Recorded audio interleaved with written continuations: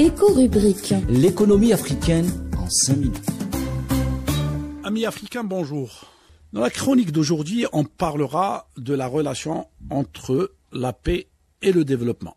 Depuis le début des années 60, les États africains se sont toujours lancés dans des opérations d'intégration, de complémentarité et même de fusion sur le plan économique.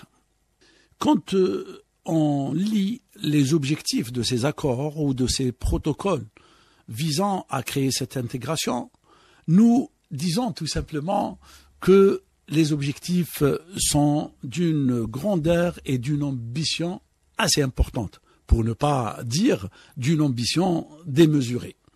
Les ambitions sont grandes, mais quand on revient au résultat, il est évident de dire de manière très claire et de manière surtout objective que les résultats ont été souvent en net décalage par rapport aux objectifs. La réalité est là. L'intégration économique n'est que éphémère et les résultats ne sont que peu satisfaisants. Malgré des unions à l'ouest de l'Afrique, au centre de l'Afrique ou encore à l'est de l'Afrique. Des résultats mitigés sur le plan d'intégration et une dépendance de plus en plus accrue des marchés internationaux, qu'ils soient des matières premières, qu'ils soient de la monnaie et de la finance.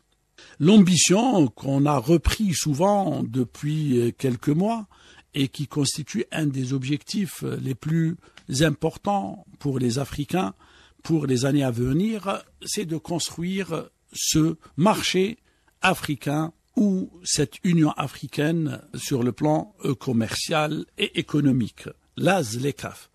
Mais entre les instruments, entre l'infrastructure qui souvent a été relativement bonne, en témoignent les réalisations qui ont été faites par l'Algérie dans le cadre de l'infrastructure routière ou portuaire ou ferroviaire ou encore dans le domaine des technologies nouvelles et visant à créer une intégration.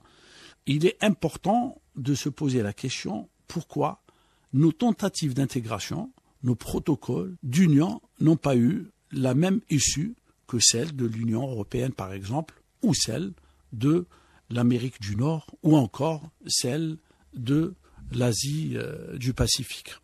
Il est important de se poser la question.